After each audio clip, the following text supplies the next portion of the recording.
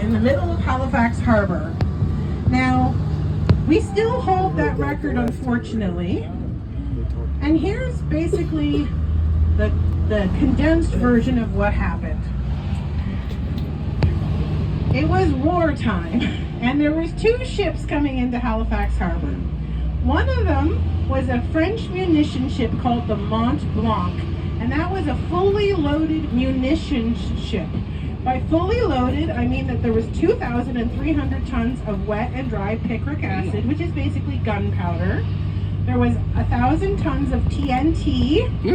There was 35 tons of benzol, and 10 tons of gun cotton. So the long and the short of it is, it was very flammable.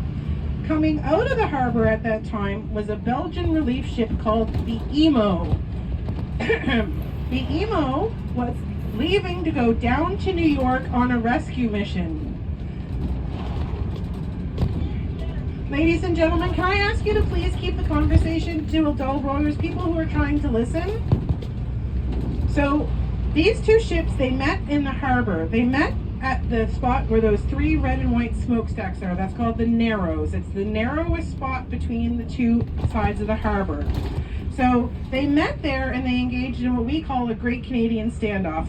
After you, no, I insist, after you, no, you go. And eventually they both just went. And they bumped into each other. Now, if they had been two cars, it would have been a headache for a couple of insurance companies. They would have just gone on. The accident was very light. They just bumped into each other. But they weren't cars, they were big darn boats, and it caused a spark. And the spark landed on the Mont Blanc in the benzol, which was very problematic because benzol is extremely flammable. Now, the big deal was